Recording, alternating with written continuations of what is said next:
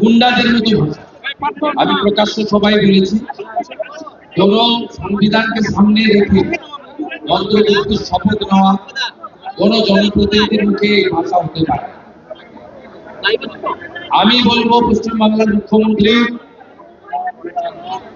নিশ্চিতভাবে এই ধরনের ভাষা পশ্চিমবাংলার শান্তিপ্রিয় জনগণ গ্রহণ করবে। দাদা, মমতা ব্যানার্জি ঠাকুর বাড়ি গেলেন না, ঠাকুর বাড়ি উনি যাবেন না, কারণ উনি সিএ বিরোধিতা করেছেন, ঠাকুর গুরুচাঁদ ঠাকুরের নামে বক্তব্য করেছেন, বিনা পানি দেবী মায়ের চিকিৎসা নিয়ে ব্যঙ্গ করেছেন এবং তিনি সনাতনের বিরোধী, হিন্দু ধর্মকে গুন্ডা ধর্ম বলে, মহাকুম্ভকে মৃত্যু কুম্ভ বলে।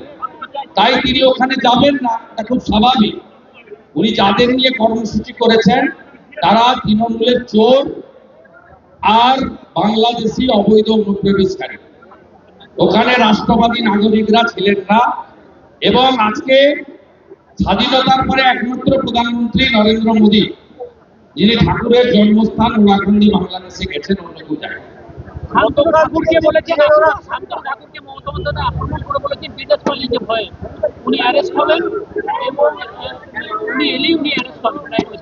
ওনার ক্ষমতা থাকলে উনি করে অ্যারেস্ট করে দেখুন। একজন কেন্দ্রীয় মন্ত্রী, তিনি সরকারি কাজে গেছেন এবং তিনি ফিরেও এসেছেন 24 তারিখ। উনি জানেন না, উনি এরকম ব্যক্তিগত আক্রমণ করে চমকান, চমকে লাভ হবে না। আমাকেই তো চমকাতে, কোনো দিনই প্রমাণ করতে পারেননি আমার বিরুদ্ধে। ওনার এসব চমকারি ধমকারি জানে। শান্তনু খুব শক্ত ছেলে, তার পরিবার অত্যন্ত শক্ত। ও জানে না আমি যেমন মন্ত্রিত্ব ছেড়ে ওনাকে চ্যালেঞ্জ করেছি, শান্তনুর বাবা মঞ্জুর কৃষ্ণ ঠাকুরকে কিন্তু উনি তাড়াননি। উনি উদ্বাস্তু কল্যাণ মন্ত্রী ছিলেন, মন্ত্রিসভা থেকে পদত্যাগ করে তিনি কিন্তু ওনাকে চ্যালেঞ্জ করে মতুয়া সমাজকে রক্ষা করার জন্য সিএ এর পক্ষে কাজ করেছেন। তো মমতা বন্দ্যোপাধ্যায় এগুলো জানেন। উনি আজকে যেগুলো বলেছেন গুন্ডাদের মতো ভাষা, এবং এই ভাষা কোন প্রশাসনিক কর্তৃ, রাজনৈতিক নেত্রীর মুখে মানে। উনি 21 সালের পরে ঘুরেছিলেন এবং উনি যার মাথায় হাত দেন তিনি কদিন আগে তেজস্বীকে আশীর্বাদ করেছেন। উনি অখিলেশের হয়ে প্রচারে গেছিলেন বেনারসে। কি কঠিন অবস্থা,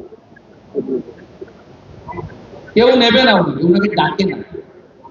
যিনি হিন্দু ধর্মকে গঙ্গা ধর্ম বলে, মহাকুম্ভকে মৃত্যু কুম্ভ বলে, রাম মন্দির উদ্বোধনের দিন মিছিল করেন, পিতৃপক্ষে দুর্গা ঠাকুর উদ্বোধন করেন, মাথায় হিজাব করে কান বের করে ফিতা কাটতে যান, তিনি যেখানেই যাবেন সনাতনীরা, রাষ্ট্রবাদীরা মুখে হাত।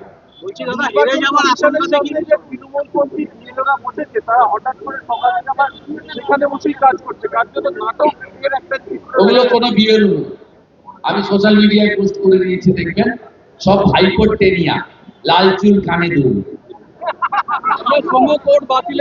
লাল চুল কানে দুল, দেখবেন হাতে মাকড়ি, পায়ে লুটুর জুতো, জেল লাগানো চুল, হাতে 2-3টে আইফোন, চোর, ডাকাত, বালি চোর, কয়লা চোর, ভেটারের চোর।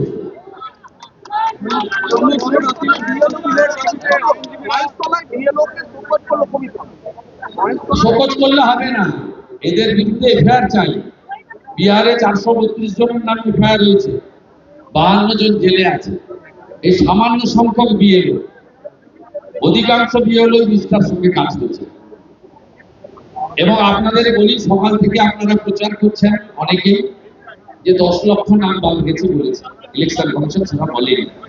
পশ্চিমবঙ্গে মোট ভোটার হচ্ছে 7,66,00,000, ফর্ম ডিস্ট্রিবিউটেড হয়েছে 5,20,00,000,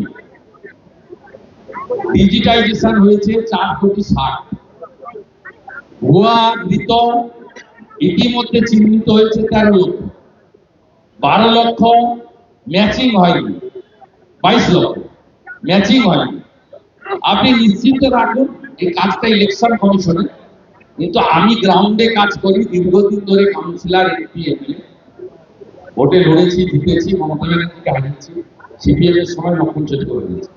তা আপনি নিশ্চিন্ত থাকুন, 80% এসআইআর সফল হলেও 1 কোটি ভুয়া কৃত ডবল ট্রিপল এন্ট্রি এবং বাংলাদেশি অবৈধ মুসলিম অনুপ্রবেশকারীর নাম বাদ যাবে।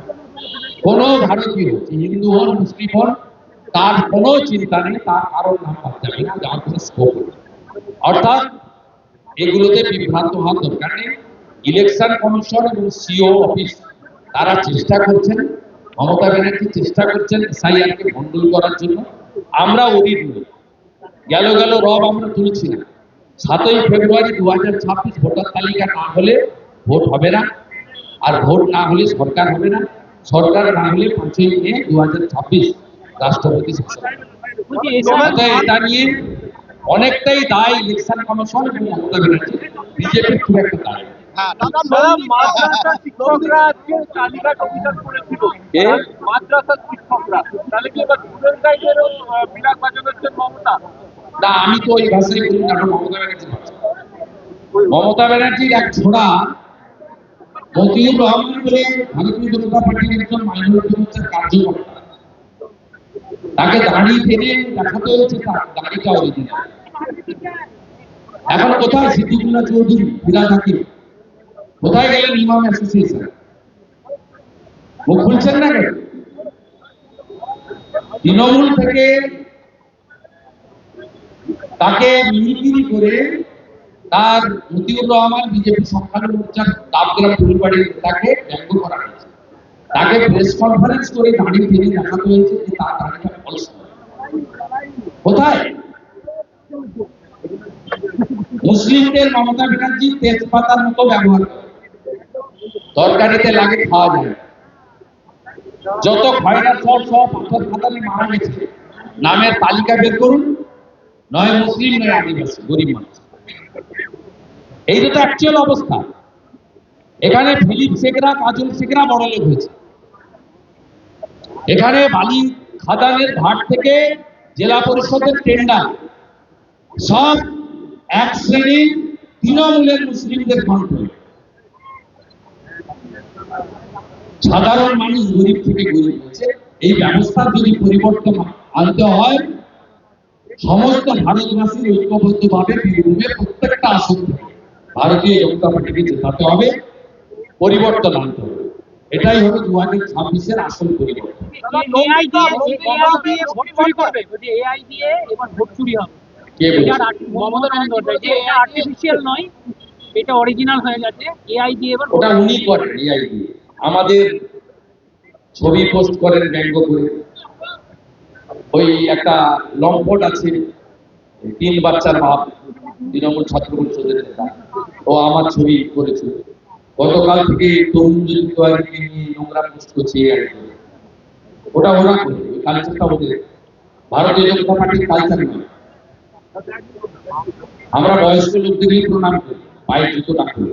আমাদের সংস্কৃতিটা বাঙালি সংস্কৃতি, ভারতীয় সংস্কৃতি। আমাদের সংস্কৃতিটা বোমা ছোড়া, গুলি করা, ঘরে আগুন লাগানো, 65 বছরের বুড়া 5 বছরের বাচ্চাকে ধান পুড়িয়ে দেওয়া। শারীরিক নির্যাতন করা, এই কালচারটা আমাদের নেই। দাদা, নন্দীগ্রামে লক্ষ্মী ভান্ডার বন্ধ করে দেওয়ার হুমকি দিচ্ছে তৃণমূল। লক্ষ্মী ভান্ডার বন্ধ যে বলেছে ওর বাপের নাম যদি ঠিক থাকে বন্ধ করে দেখা। আর আমি শুভেন্দু অধিকারী কি জিনিস একবার মমতা বুঝিয়েছি, আবার বুঝিয়ে দিই। ওরা ওর বাপের টাকা নেবে, সরকারের টাকা।